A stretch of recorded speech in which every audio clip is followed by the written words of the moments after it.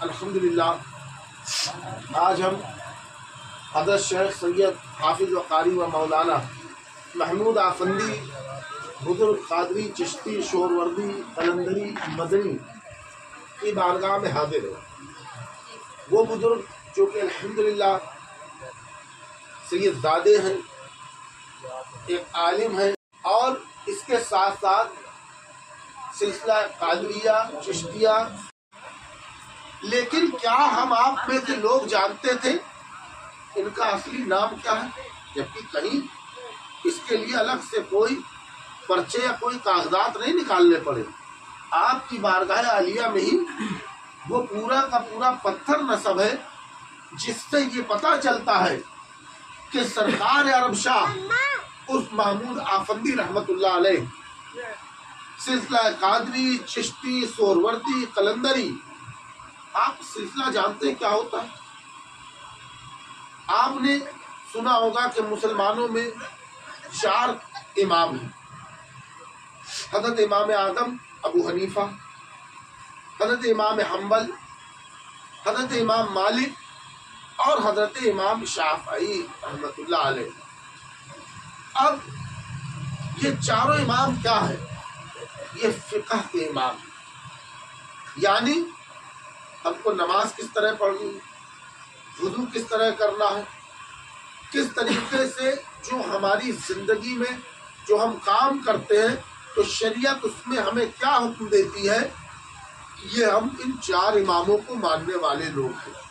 ہم سب امام اعظم ابو حنیفہ رضی اللہ تعالیٰ عنہ کو مانتے ہیں، تو یہ بھی ہمارے امام ہیں بے شک۔ اور اللہ تبارک و تعالیٰ قرآن کریم میں ارشاد فرماتا ہے کہ ہم بروز محشر تمہیں تمہارے اماموں کے ساتھ بلائیں گے۔ سبحان اللہ۔ امام کسے کہتے ہیں؟ امام کہتے ہیں پیشوا کو، امام کہتے ہیں رہنما کو، یہ ہمارے پیشوا ہیں، یہ ہمارے رہنما ہیں، یہ ہمارے سردار ہیں۔ جیسے ایک گھر کے اندر ایک باپ جو ہوتا ہے وہ گھر کا سرپرست ہوتا ہے، رہنما ہوتا ہے، ہر چیز کے فیصلے کرتا ہے، اسی طریقے سے ایک مسجد میں امام ہوتا ہے جو کہ اس علاقے کی عوام کی سرپرستی کرتا ہے، انہیں سیدھی راہ دکھاتا ہے، ان کے مسائل میں ان کو دینی رہنمائی کرتا ہے، ان میں علم والا ہوتا ہے، ان میں تقوی والا ہوتا ہے، ان میں وہ سب سے بلند پرہیزگاری والا ہوتا ہے۔ اور یہ جو اللہ کے ولی اولیاء اللہ، یہ بھی امام ہے۔ بھائی آپ نے سنا ہوگا یہ جو سلسلوں کے نام آپ نے سنے، قادری چشتی قلندری سہروردی، یہ تمام سلاسل کیسے ہیں؟ جیسے حنفی مالکی شافعی ہوتا ہے، ایسے ہی طریقت میں قادری چشتی سہروردی نقشبندی ابولائی وارتی نیازی فخری برکاتی جہانگیری رضوی اسماعیلی نظامی، یہ سب کیا ہے؟ یہ دراصل مولا کائنات علی المرتضیٰ مولا علی مشکل کشا شیر خدا کے ذریعے نبی صلی اللہ تعالیٰ علیہ وسلم اور مولا کائنات سے جو آپ تک علم آیا تھا، جسے علم سیرہ کہتے ہیں۔ یہ علم تو وہ ہوتا ہے جو کتابیں میں ہوتا ہے۔ مولانا جلال الدین رومی سبحان اللہ رحمۃ اللہ علیہ، جنہیں لوگ آج کے وقت میں مولائے روم کہتے ہیں، مولانا جلال الدین رومی اپنے وقت میں ایک بہت بڑے عالم ہوئے۔ مولانا جلال الدین رومی رحمۃ اللہ علیہ کا یہ معاملہ کہ آپ اتنے بڑے عالم دین کہ روم کے اندر آپ کے نام کا شہرا تھا، لیکن ایک دن ایک دیوانے نے کوئی کتابیں تھوڑی پڑھی ہوتی ہیں۔ ایک علم وہ ہوتا ہے جو کتابوں سے چلتا ہے، جو علم ظاہری ہوتا ہے۔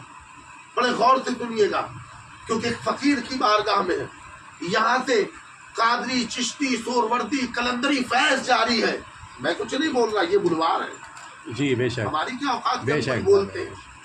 آج یہاں یہ بولا جانا تھا، ان کی بارگاہ سے طے تھا، اور آپ کو آ کے یہ حاصل کرنا تھا، یہ بھی ان کی بارگاہ سے طے تھا۔ سبحان اللہ سبحان اللہ، بہت ہم آپ کچھ نہیں ہیں۔ تو وہ جو فیض ہے جو کہ میں آپ کو بتا رہا ہوں سرکار ہند غریبہ. تو جو علم ظاہری اور علم باطنی کی میں بات کر رہا تھا، تو شمس تبریز رحمت اللہ علیہ گزرتے مولانا جلال الدین رومی کے پاس، جنہوں نے کتابوں کا انبار پڑھ چکے تھے، علم کے دریا تھے. سبحان تو اللہ. پوچھا مولانا کیا کر رہے ہو؟ اپنے بچوں کو پڑھا رہے تھے. کہا کہ بابا یہ تمہارے بس کی بات نہیں. یعنی کوئی جاہل آدمی ہو ہماری نظر میں کہ یہ کم پڑھا لکھا ہے، اور ہم انگلش میں یا کسی اور سبجیکٹ کو پڑھا رہے ہو، پوچھے کہ کیا پڑھا رہے ہو، تو ہم کہتے بھیا تمہارے بس کی بات نہیں، تم چلو آگے، تمہارے نہیں سمجھ میں آئے گا. تو کہا کہ بابا تیرے بس کی بات نہیں. شمس تبریز پڑھ جاتے آگے.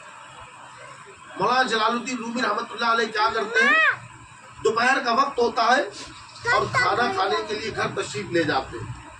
اتنی دیر میں شمس تبریز آتے ہیں اور آپ کی ساری کتابیں اٹھا کے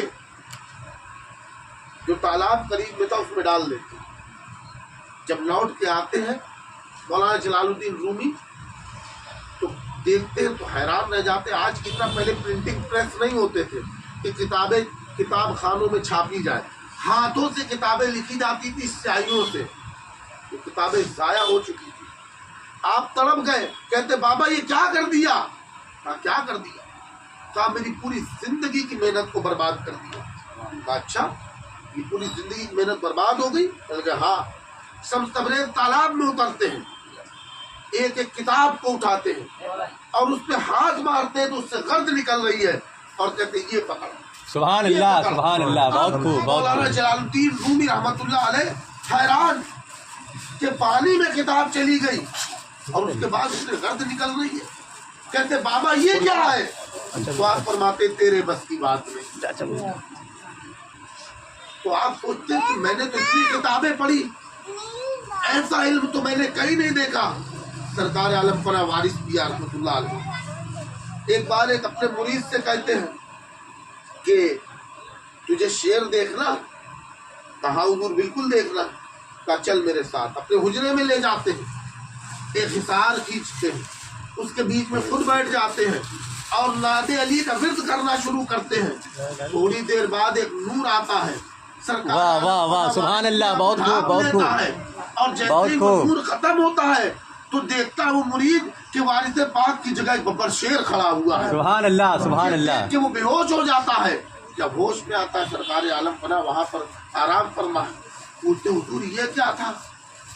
تو آپ نے فرمایا کہ یہ وہ علم ہے جو کتابوں میں نہیں ملتا، یہ سینے سے سینے میں جاتا ہے. جو اس کا اہل ہوتا ہے، حافظ قرآن تو کسی نااہل کو بھی بنا سکتے جس کے اندر صلاحیت نہیں، قرآن یاد کر لیا. سبحان اللہ. عالم دین تو کوئی نااہل بھی ہم بنا سکتے ہیں، لیکن جو علم سینہ ہوتا ہے وہ اللہ کے ولیوں کے ذریعے چلتا ہے. سبحان اللہ. اور اسی کو ملتا ہے جو دل اس کو لینے کی تاب رکھتا ہے. بے شک. کسی نے کیا خوب کہا ہے کہ محبت کے لیے کچھ دل مخصوص ہوتے ہیں. یہ وہ نغمہ ہے جو ہر سال اس پہ گایا نہیں جاتا. نعرہ تکبیر.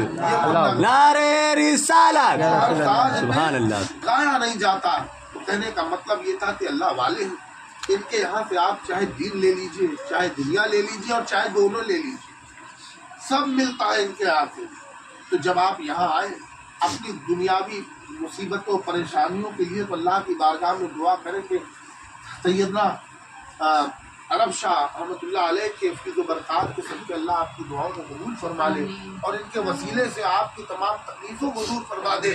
لیکن ساتھ ساتھ ان سے باطنی علم مانگیے، ان سے کہیے میرے دل کو بدل دے. سبحان اللہ. سبحان اللہ. بغل شاہ نہیں کہتے پڑھ پڑھ علم ہزار کتاباں اپنا آپ نہ پڑھیا، کہ آپ نے 1000 کتابیں پڑھ لی لیکن اپنے آپ کو نہیں پڑھا. اور پھر اسی میں آگے کہتے ہیں، آگے ہے شعر کہ لڑتے رہے یوں نال شیطانہ. تو آپ آگے اس میں کہتے ہیں کہ پہلے اپنے آپ نو پڑھ جدو مندر مسجد وڑ. کہتے ہیں آپ کہ پہلے اپنے آپ کو پڑھ، اپنے شیطان سے لڑ، پھر اس کے بعد آگے بڑھ. تو کہاں ابھی سے اس راہ میں چلا آیا؟ تو کہنے کا مقصد یہ ہے کہ یہ اللہ والوں کی بارگاہ ہے. یہاں سے علم ملتا ہے، یہاں سے عمل ملتا ہے، یہاں سے اللہ اور اس کے رسول کا فیض ملتا ہے. تو صرف دنیا یہاں سے نہ مانگے، ان سے اللہ کا قرب بھی مانگے، نبی پاک صلی اللہ علیہ وسلم کی محبت مانگے. اہل بیت اطہار کی محبت مانگے. یہاں سب ملتا ہے، دین بھی ملتی ہے، دنیا بھی ملتا ہے. اس لیے اپنے دامنوں کو سمیٹیے نہیں، صرف دنیاوی چیزیں نہ مانگیے، ان سے سب کچھ مانگیے. ان کے در سے اللہ سب کچھ عطا فرماتا ہے. السلام علیکم.